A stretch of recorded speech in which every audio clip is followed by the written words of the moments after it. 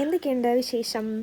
അപ്പോൾ ഇന്ന് ഞാൻ ഒരു സ്പെഷ്യൽ വ്ളോഗായിട്ടാണ് വന്നിരിക്കുന്നത്. It's A cooking vlog. കുറച്ചായി ഞാൻ വിചാരിക്കുന്നു വെക്കേഷനൊക്കെ തീരുന്നതിന് മുൻപ് എന്തെങ്കിലും കുക്ക് ചെയ്തിട്ട് നിങ്ങൾക്ക് കാണിച്ചു തരണമെന്ന്. അപ്പോൾ ഇന്ന് തന്നെ ആയിക്കോട്ടെ എന്ന് വിചാരിച്ചു. ഞാൻ കുക്കിംഗ് വീഡിയോ എടുക്കാൻ പ്ലാൻ ചെയ്തിട്ടില്ല, എന്തായാലും കുക്ക് ചെയ്യുന്നുണ്ട്, അപ്പോൾ ഒരു വീഡിയോ എടുക്കാമെന്ന് വിചാരിച്ചു. ഇത് കണ്ടപ്പോൾ തന്നെ നിങ്ങൾക്ക് മനസ്സിലായിട്ടുണ്ടാവും, ഞാൻ കറിവേപ്പില പറിക്കാനാണ് ഇവിടേക്ക് വന്നിട്ടുള്ളത്. അപ്പോൾ ഇവിടെ തന്നെ ഇൻട്രോ എടുക്കാമെന്ന് വിചാരിച്ചു. So let's go. അപ്പോൾ എന്താണ് നമ്മളിന്ന് കുക്ക് ചെയ്യാൻ പോകുന്നത് എന്ന് നിങ്ങൾക്ക് അറിയണ്ടേ? ഇതൊരു സിമ്പിൾ റെസിപ്പിയാണ്. It's an egg recipe. അതിൻ്റെ ഇൻഗ്രീഡിയൻസ് ഞാൻ നിങ്ങൾക്ക് കാണിച്ചു തരാം. ഓക്കെ, അപ്പോൾ ഇതൊക്കെയാണ് ഇൻഗ്രീഡിയൻസ്. നമ്മുടെ സവാള, പൊട്ടാറ്റോ, പിന്നെ കറിവേപ്പില, മുട്ട മെയിനായിട്ട്. പിന്നെ നിങ്ങൾക്ക് മുളകൊക്കെ വേണമെങ്കിൽ ഇടാം. ഞാനതൊന്നും ഇടാറില്ല, ഞാൻ പെപ്പർ പൗഡറും ഒക്കെയാണ് ഇടുന്നത്. അപ്പോൾ ഇതെങ്ങനെ ഉണ്ടാക്കുന്നത് ഞാൻ കാണിച്ചു തരാം. നമ്മൾ പാൻ വെച്ചു, അത് ചൂടാവുമ്പോൾ നമുക്ക് എണ്ണ ഒഴിച്ച് കൊടുക്കാം. പാൻ ചൂടാകുമ്പോൾ നമ്മൾ എണ്ണ ഒഴിച്ചു കൊടുത്തു. ഒരു 2 ടേബിൾ സ്പൂൺ ഓഫ് എണ്ണ ഒക്കെ മതിയാവും. ഈ പാനിൽ ഓൾറെഡി കുറച്ച് വെള്ളമുണ്ട്, അതാണ് ഇങ്ങനെ അത് പൊട്ടുന്നത്. Never mind. ഇനി ഈ പൊട്ടലും ചീറ്റലൊക്കെ കഴിഞ്ഞാൽ നമ്മൾ അരിഞ്ഞ് വെച്ചിരിക്കുന്ന സവാള ഇടുക. ശ്രദ്ധിച്ചിട്ട്. എണ്ണ തെറിച്ചു ഗൈസ്.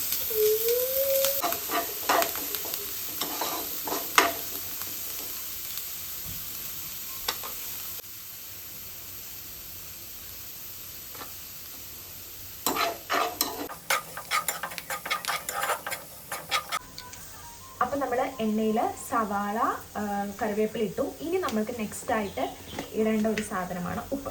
ഉപ്പ് എപ്പോഴും നമ്മൾ നോക്കി ശ്രദ്ധിച്ച് കുറച്ചിടാം. ഓക്കെ, അപ്പോൾ ഈ സവാള ഒരു പിങ്കിഷ് ആവാനായിട്ട് തുടങ്ങി. ഈ ഒരു സ്റ്റേജിൽ നമ്മൾ നമ്മുടെ പൊട്ടാറ്റോ നമുക്ക് ഇടാം. ഓക്കെ, അപ്പോൾ പൊട്ടാറ്റോ കൂടി ഇട്ട് നമ്മളിത് നന്നായിട്ട് മിക്സ് ചെയ്യാം. ഇപ്പോൾ ഇതിലൊരു മസാലയൊന്നും ഇല്ലാണ്ട് കുറച്ച് പ്ലെയിനായിട്ട് നമുക്ക് തോന്നും, പക്ഷേ ഈ പൊട്ടാറ്റോ കുക്കായതിനു ശേഷമാണ് നമ്മളിതിലേക്ക് മസാല ഇടുന്നത്.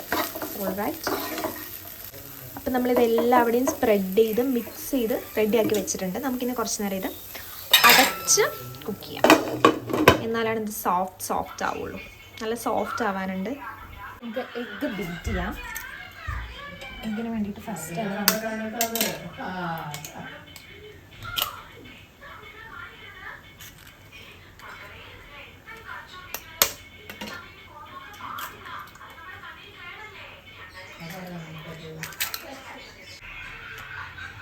ഇനി നമുക്ക് ആവശ്യത്തിനുള്ള പെപ്പർ ആൻഡ് ആവശ്യത്തിനുള്ള സോൾട്ട് കൂടി ഇടാം.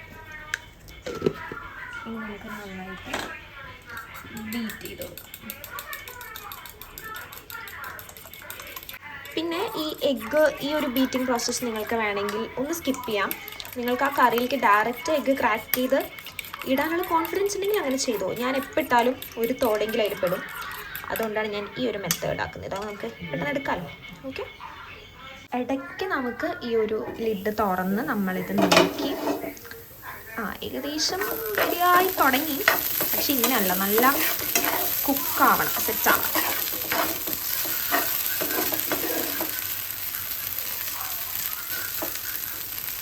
റെഡി ചെയ്ത് വയ്ക്കാം. ഞാനിവിടെ വിയർത്ത് പണിയെടുത്തുകൊണ്ടിരിക്കുന്ന സമയത്ത് 2 പേര് എന്താ ചെയ്യുന്നതെന്ന് ഞാൻ നിങ്ങൾക്കിപ്പോൾ കാണിച്ചു തരാം. ഓക്കെ,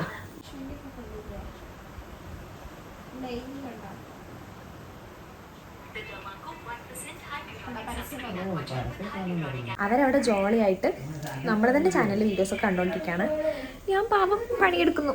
പക്ഷെ ഞാനാട്ടോ പറഞ്ഞത് ഞാൻ ഒറ്റയ്ക്ക് ചെയ്യാമെന്ന്. ഈ ഒരു പരുവത്തിലാണ് അത് എത്തേണ്ടത്. ഇങ്ങനെ ആവണം. ഇപ്പോൾ നല്ലൊരു എന്താ പറയുക, നല്ലൊരു മണം വരും. അപ്പോൾ ഇങ്ങനെ ഒരു പരുവാകുമ്പോൾ നമുക്ക് ഇതിലേക്ക് പൊടികളൊക്കെ ഇട്ട് കൊടുക്കാം. എന്തൊക്കെ പൊടിയാണെന്ന് ഞാൻ പറഞ്ഞുതരാം. ഈ മസാലകളാണ് നമ്മൾ ഇതിലേക്ക് ഇടാൻ പോകുന്നത്. ഞാൻ പൊതുവേ ഈ ഒരു ട്രിക്ക് ചെയ്യാറുണ്ട്. കാര്യം ഡയറക്റ്റായിട്ട് കറിയിലേക്ക് മസാല ഇടുമ്പോൾ എനിക്ക് പലപ്പോഴും കൂടെയും കുറേയൊക്കെ ചെയ്യാറുണ്ട്, ആ ഒരു ടെൻഷനിൽ. അപ്പം ഞാൻ ഇങ്ങനെ ചെയ്ത് വയ്ക്കും.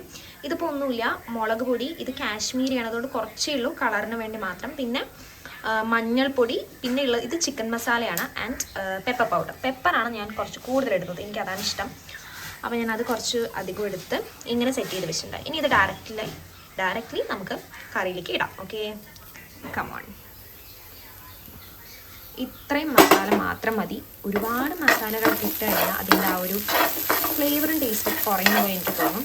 പിന്നെ നമ്മൾ നന്നായിട്ട് ഇത് മിക്സ് ചെയ്ത് ഇതിലേക്ക് പിടിപ്പിച്ചെടുക്കാം. പരിപാടി കഴിഞ്ഞില്ല. നമുക്ക് ഇത് നന്നായിട്ട് ഒന്നുകൂടി മിക്സ് ചെയ്തിട്ട് കുറച്ചുകൂടി നേരം ഇത് അടച്ച് വെച്ചൊന്ന് കുക്ക് ചെയ്യാം.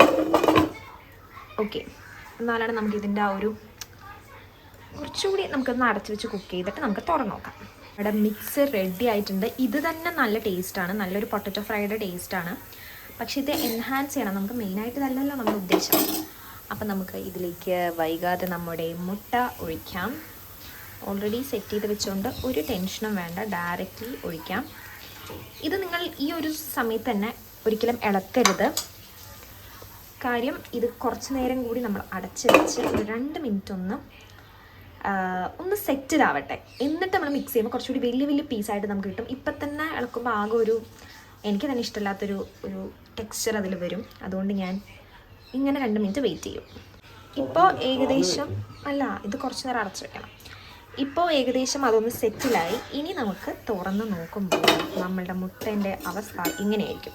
ഇനി നമ്മൾക്ക് കുറച്ച് സാറ്റിസ്ഫൈങ് ആയിട്ടുള്ള പ്രൊസീജിയറാണ്. നമുക്ക് ഇങ്ങനെയൊക്കെ ചെയ്യാം. ഞാൻ പണ്ട് 5 മിനിറ്റ്സ് ക്രാഫ്റ്റിലൊക്കെയാണ് ഇങ്ങനെ കണ്ടിട്ടുള്ളത്. അവർ ഇതുപോലെ ചെയ്യുമ്പോൾ മുട്ട സൂപ്പറായിട്ട് വരും. ഇതിപ്പോൾ സൂപ്പറാവും.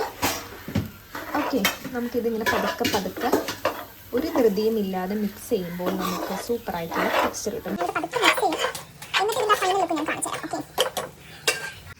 അപ്പോൾ ഗൈസ്, അങ്ങനെ നമ്മുടെ വീഡിയോ ഇവിടെ അവസാനിക്കുകയാണ്. ഐ ഹോപ്പ് എല്ലാവർക്കും ഇഷ്ടപ്പെട്ടു എന്ന് ഞാൻ വിശ്വസിക്കുന്നു. ഇതാണ് അപ്പോൾ നമ്മുടെ കറിവേപ്പില. നമ്മുടെ വീട്ടിൽ കറിവേപ്പിലകൾ ഉണ്ട്, അതുപോലെ കുഞ്ഞു ചെടികളുണ്ട്. ഇന്ന് ഞാൻ ഇതാണ് പറിച്ചെടുത്ത കറിവേപ്പ്.